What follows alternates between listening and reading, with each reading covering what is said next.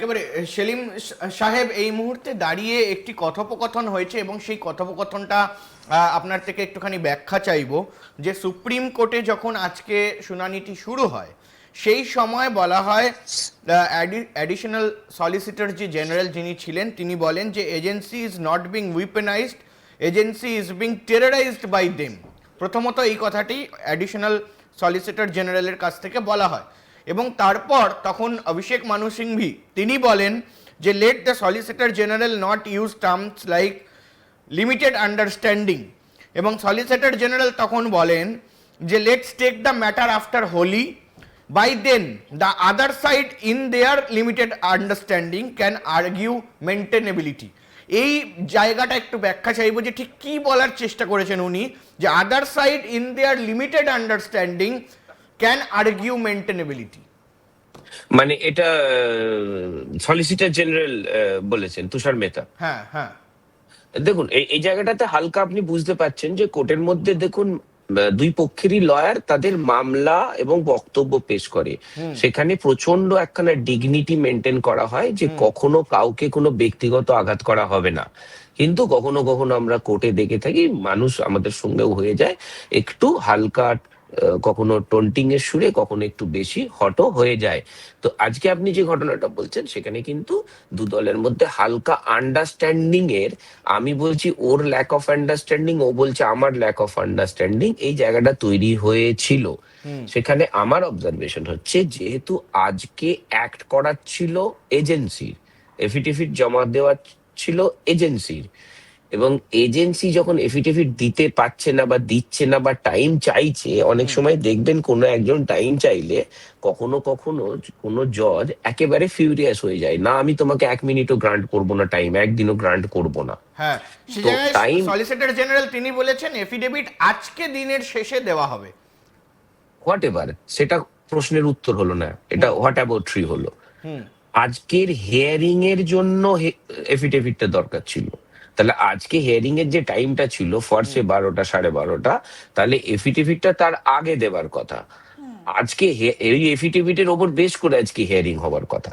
একেবারে তো স্বভাবতই আমি অলরেডি ফেল করে গেছি, সেই জায়গায় আমি যখন একটু ব্যাকফুটে থাকবো তখন আমার মধ্যে একটা ফ্রাস্ট্রেশন কাজ করবে।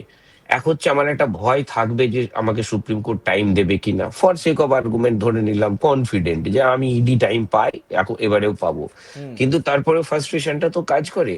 তখন যখন ইনি বলছেন যে তোমার দিক থেকে ফেলিওর হয়েছে, তখন মানে ওনার কাউন্টার করতে গেলে যে কথাটা সত্য বা অসত্য টাইম দিতে পারিনি যেটা যা আছে, তখন উনি হয়তো আরেকটু অ্যাংরি বা আরেকটু ডিসকমফোর্ট, বেটার হবে ডিসকমফোর্ট শব্দটা, ডিসকমফোর্ট ফিল করে যে মেনটেনেবিলিটিটা তুমি তো তোমাকে আগে দেখাতে হবে, since this petition is made by this side. So তার মেনটেনেবিলিটি মানে হচ্ছে আমার পিটিশনটা আদৌ মেনটেনেবল কিনা সুপ্রিম কোর্টের কাছে।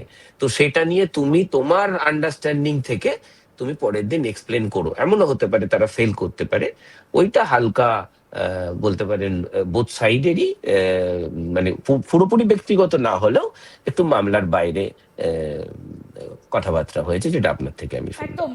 সেলিম সাহেব, আপনি আমাদের সঙ্গে থাকুন। আমরা এবার যে আলোচনাটার দিকে একটু নজর রাখতে চাইবো সেটা হচ্ছে যে এই রকম একটা সময়ে এসে, অর্থাৎ ঠিক যে সময়টা ধার্য করা হয়েছে, যেটা অনির্বাণও শুরুতে বলছিলেন যে 18ই মার্চ ডেটটা কেন 1 মাস পিছিয়ে দেওয়া হলো, এতে কি তাহলে কোথাও গিয়ে একটা ভোটের ওপর সব কিছু নির্ভর করছে? কারণ ভোটের চূড়ান্ত দিনক্ষণ যদি ঘোষণা হয়ে যায়, যদি নির্বাচনী আচরণী বিধি লাগু হয়ে যায়, তখন কি সুপ্রিম কোর্টের নির্দেশ দিতে কোথাও একটা সমস্যা তৈরি হতে পারে? আমরা এবার এই বিষয়টা নিয়ে একটু আলোচনায় আসবো।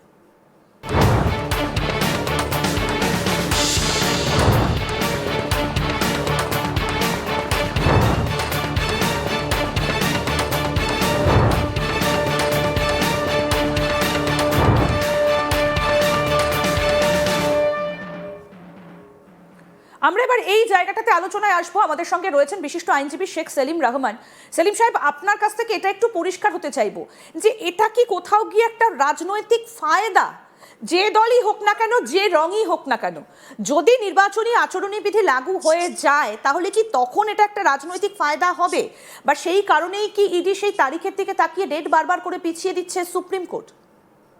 না দেখুন, সুপ্রিম কোর্টের মামলা করার ক্ষেত্রে কোন রাজ্যের ইলেকশনের ভোট ঘোষণা হয়ে গেল, নির্বাচন বিধি চালু হয়ে গেল, বা সমগ্র দেশের লোকসভা ভোট ঘোষণা হলো, নির্বাচন বিধি চালু হলো, তার সঙ্গে কোনো এফেক্ট করে না। সুপ্রিম কোর্ট জুডিশিয়াল অথরিটি এবং পুরোপুরি ইন্ডিপেন্ডেন্টলি ফাংশন করে, এবং সুপ্রিম কোর্ট কখনোই কোনো সময়ই ফাংশন করতে পারবে না এরকম আসে না। 365 দিন 24 ঘন্টা সুপ্রিম কোর্ট অ্যাক্টিভ থাকে। স্বগত এর সঙ্গে ওর সম্পর্ক নেই, সুপ্রিম কোর্টের ডাইরেক্ট সম্পর্ক নেই। কিন্তু এখানে আলটিমেটলি দুটো পার্টির লড়াই হচ্ছে, একটা হচ্ছে তৃণমূল পার্টির লড়াই, আর একটা ইডির লড়াই। ইডির লড়াই মানে ইডিকে লড়াই, মানে সেন্ট্রাল গভর্নমেন্টের এজেন্সি, এবং সেন্ট্রাল গভর্নমেন্টে আছে বিজেপি, এবং বিজেপি পরিষ্কার কন্ট্রোল করে ইডিকে। সবতি এই অভিযোগটা থেকে বিজেপি ভার্সেস তৃণমূল, বা তৃণমূল ভার্সেস ইডি। এইখানে বিজেপি বা ইডি কতটা বেনিফিট পাবে, যদি মামলাটা কোন সময়ে আমি প্লেস করব বা প্লেস করতে পারবো না, আমার হাম্বল আন্ডারস্ট্যান্ডিং যতদূর আমার মনে হয়েছে, এই মামলাটাই সেদিনকে রেডটা যদি ইডির কোনো উদ্দেশ্য থেকে থাকতো, প্রাইমারিলি সেটা ফেল করেছে। সেই স্ট্র্যাটেজিক্যালি ইডির উদ্দেশ্যটা সেদিনকে সার্ভ করেনি। আর যদি সেদিনকে ওই উদ্দেশ্য সার্ভ না করে, তাহলে যে পারপাসে যাওয়া হয়েছিল সেটা কিন্তু ভবিষ্যতে আর সেই উদ্দেশ্যটাকে মেলাতে পারবে না। এরপর কোর্টে একটা শুধু দেখনদারি একখানা মামলা চলবে, এবং আমার আন্দাজ হচ্ছে সুপ্রিম কোর্টে যেরকম শয়ে শয়ে বা হাজারে হাজারে মামলা পড়ে থাকে, মামলাগুলো হয় না, এই মামলাও ওইভাবেই চলে যাবে। ওই ইনভেস্টিগেশনের কাজে সেদিনকে রেডটা প্রমাণ করতে পারবে না, এবং এর সঙ্গে ইলেকশন তার প্যারালি হতে থাকবে। কিন্তু যদি দেখা গেল যে না, ইলেকশনের আগে আবার এই মামলাটা ব্যবহার করে ফর্সে ইডির মনে হলো কোনো বেনিফিট পাবে, বা তৃণমূল মনে হলো আমি এই কাজটা করে আমি বেনিফিট পাবো, তাহলে সেটা করবে। তখন সুপ্রিম কোর্ট মনে করতে পারে যে না, এটা শুধু রাজনৈতিক ফায়দা লোটার জন্য আমার সময় নষ্ট করছে, তাহলে সুপ্রিম কোর্ট বলতে পারে। এখন কে বললে বা কে রাজনৈতিক দল ফায়দা লুটতে গেলে সুপ্রিম কোর্ট বাধা দেবে, আর কে বললে বাধা দেবে না, that is up to obviously apex court description.